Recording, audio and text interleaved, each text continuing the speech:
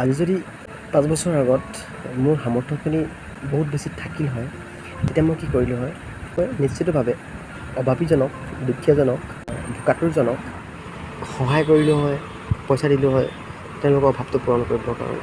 কিন্তু আজি বৰ্তমান এই পৰিস্থিতি আনি মোক এইটো অৱস্থাত পেলালেহি যে মই কাৰোবাক যদি সহায় কৰিবলগীয়া হয়, মোৰ মনটোৱে বৰ্তমান যদি আজি অসহায়জনক বা ভোকাতুৰজনক যদি সহায় কৰিব বিচাৰে, তেনেহ'লে মই সিহঁতক প্ৰচেছৰ দ্বাৰাহে সহায় কৰিম।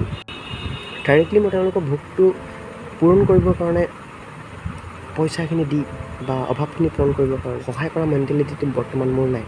ভোকাতুৰ এজন ভোকত কিয় থাকে, তাৰ কাৰণটো বিচাৰ কৰি যদি আমি যদি তেওঁক এটা কৰ্ম দিব পাৰোঁ বা সংস্থাপন দিব পাৰোঁ বা তেওঁক যদি এটা প্ৰচেছ যদি নিজে বনাই দিব পাৰোঁ, তেনেকুৱা কৰিলে মানুহজন কাৰো ওপৰত ডিপেণ্ড হৈ নাথাকে। তেওঁ আজি বৰ্তমান অভাৱটোৰ পৰা আঁতৰি আজি অভাৱটো পূৰণ কৰি মোৰ পৰা দ্বিতীয়বাৰ যাতে বেলেগ এজনক হাত পাতিবলগীয়া নহয়। আজি কৰ্মৰ অভাৱত কৰ্মহীন হিচাপে আজি নিৰ্দিষ্ট কৰ্ম এটা কৰি টকা উপাৰ্জন কৰিব নোৱাৰা অৱস্থাৰ কাৰণে যিমানখিনি সংঘাত মই কৰিবলগীয়া হৈছে, অন্ততঃ সেইখিনি নহওক বেলেগ এজনৰ কাৰণে। কৰ্ম লাগে, যিকোনো এজন পুৰুষে বা যিকোনো এগৰাকী মহিলাই হওক, কৰ্ম কৰিবলৈ কোনো যদিও অভাৱ, সেই অনুপাতে কৰ্ম কৰিবলৈ কোনেও হাৰ নামানে। সাহস সেইখিনি প্ৰত্যেকজনৰ আছে।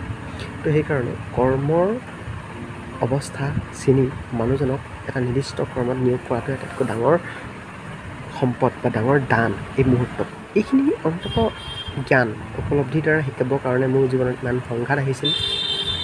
তো I really accept it and again I am proud of my self.